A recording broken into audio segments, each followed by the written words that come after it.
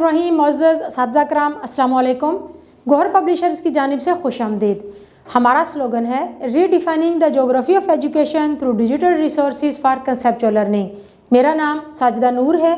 आज के इस वीडियो लेक्चर में हम गौहर निदाए उर्दू जमात हश्तम के सबक नंबर 17 बरसात को शुरू करने जा रहे हैं। तो आइए चलते हैं हासिलाते ताल्लुम की जानिब। मुअज़्ज़ज़ असातिज़ा किराम, इस नज़म को पढ़ने के बाद तलबा इस काबिल हो जाएंगे कि वो अहम नकात अखज़ कर सकें, यानी कि जो नज़म वो पढ़ने जा रहे हैं उसमें बयान किए गए अहम नकात को अखज़ कर सकें। तो बच्चों को इस काबिल बनाने के लिए हमने क्या करना है, जो शेर हम पढ़ें उसका बच्चों को मफ़हूम समझाएंगे, फिर उसकी तशरीह करेंगे। लेकिन ये सब करने के बाद हम बच्चों से ज़रूर पूछेंगे कि आपके मुताबिक इस शेर में शायर क्या कहना चाह रहे हैं, यानी कि एक बुनियादी नुक्ता जिसको मकसद बनाकर शायर ने वो शेर लिखा है वो बच्चों से पूछें, चाहे वो एक लाइन में ही, एक सतर में, एक फ़िक्रे में उसका जवाब दे। लेकिन जब हर शेर के बाद आप बच्चों से पूछेंगे तो फिर आखिर में बच्चे इस काबिल हो जाएंगे कि वो कुछ भी पढ़ने के बाद बता सकेंगे कि हमने जो पढ़ा उसमें अहम नकात क्या हैं। मुख्तलिफ मौज़ूआत पर दुरुस्त कवायद, हरकत व सकनात के साथ ज़ुबानी इजहार कर सकें, यानी कि कोई भी मौजू अगर उनको दिया जाता है तो वो उसके बारे में अपने ख्यालात का इजहार कर सकें। मिसाल के तौर पर हम नज़म पढ़ने जा रहे हैं बरसात। बरसात का मंज़र अगर हम बच्चों को ये मौजू दे देते हैं तो इस पर दुरुस्त कवायद का ख्याल रखते हुए कि इसको हमने कौन से फ़ेल में, कौन से ज़माने का इस्तेमाल करते हुए बयान करना है, तो उसके बारे में अपने ख़यालात का इजहार कर सकें। तो बच्चों को इस काबिल बनाने के लिए हमने करना ये है कि उनको सबक पढ़ाते हुए जब भी कुछ टाइम मिले तो वक्तन फ़वक्तन हमने बच्चों को कोई मौजू देकर उस पर बच्चों से इजहार ख्याल करवाना है, क्योंकि ये एक दिन का काम नहीं, ये मुसलसल मश्क से आता है। बच्चों का बात करने का अंदाज़, बच्चों को अपने ख्यालात का इजहार करने का अंदाज़ मश्क से आता है और ये सरगर्मी हमने वक्तन फ़वक्तन कमरा जमात में करवानी है। किसी मंजूम कलाम पर अपने जज्बातों एहसासात का मरबूत ज़ुबानी इजहार कर सकें, यानी कि जब भी वो कोई नज़म पढ़ें तो उसके बारे में अपने ख़यालात, अपने एहसासात और जज्बात का इजहार करें।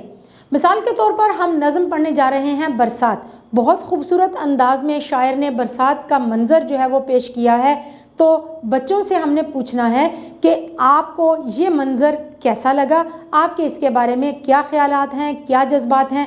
हर शेर के बारे में भी हम पूछ सकते हैं कि शायर ने इस शेर में जो बात की है आपके क्या ख्यालात हैं, आपके क्या जज्बात और एहसासात हैं। तो इस तरह से पूरी नज़म के बारे में भी अपने ख्यालात का इजहार करने के काबिल हो जाएंगे बच्चे।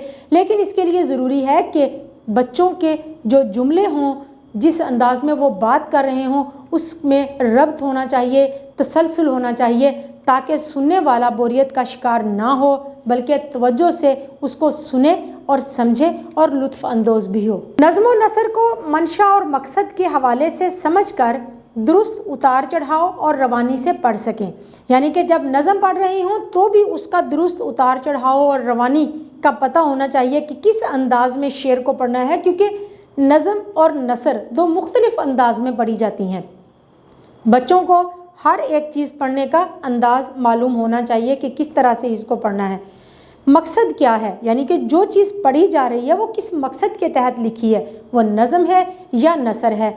तो हमने जब भी बच्चों को कुछ पढ़ाना है उनसे पूछना है कि इस दिए गए इक़्तिबास में, इस दी गई नज़म में शायर का क्या मकसद है, किस मकसद के तहत शायर ने ये नज़म या ये नसर लिखी है। नज़म के अशार की हवालों के साथ तशरीह लिख सकें। जब भी बच्चों को कोई नज़म पढ़ाएं तो हर शेर का मफ़हूम ज़रूर उनको समझाएं और फिर उसके बाद उन्हें बताएं कि शेर की तशरीह कैसे करनी है। सबसे पहले तो ये बताना है, हवाला देना है कि ये अशार जो दिए गए हैं कौन सी नज़म में से लिए गए हैं, शायर का नाम क्या है और इस नज़म का मुख्तसर तारुफ क्या है, यानी कि शायर इस नज़म में क्या कहना चाहते हैं। उसके बाद फिर दिए गए शेर की तशरीह करनी है। हम उसके अंदर कुछ हवाला जात भी शामिल कर सकते हैं, कुछ अकवाल शामिल कर सकते हैं, कुछ अशार शामिल कर सकते हैं, हम उसमें कोई वाक़यात भी शामिल कर सकते हैं।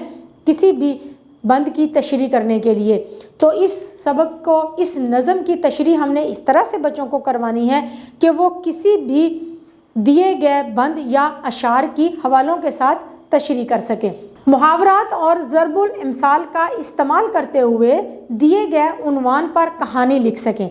यानी कि जब भी कहानी हमेशा मुहावरात और ज़रबुल इम्साल पर मबनी होती है, तो जब भी कोई कहानी बच्चों को लिखने के लिए दें तो उन्हें बताएं कि कहानी लिखने के कुछ उसूल हैं, वो कौन कौन से होते हैं। कि कहानी हमेशा सीगा माजी में लिखी जाती है, कहानी में वाक़यात की तरतीब का ख्याल रखा जाता है। सबसे पहले तारुफ, फिर उरूज और फिर इख्तिताम पर जाते हैं, और आखिर में इखलाकी सबक का होना बहुत ज़रूरी है, क्योंकि कोई भी कहानी जो लिखी जा रही होती है उसकी बुनियाद इखलाकी सबक पर ही रखी जानी चाहिए। मौजूद साथीज़ा किराम, उम्मीद है कि आपको आज का ये वीडियो लेक्चर बहुत अच्छा लगा होगा। आपकी मदद के लिए हमारी वेबसाइट www.goharpublishers.com पर भी scheme of studies, model papers और लेसन प्लान दिए गए हैं, आप वहां से भी मदद ले सकते हैं। इंशाल्लाह अगली वीडियो में अगले लेक्चर के साथ फिर मिलेंगे, तब तक के लिए अल्लाह हाफिज़।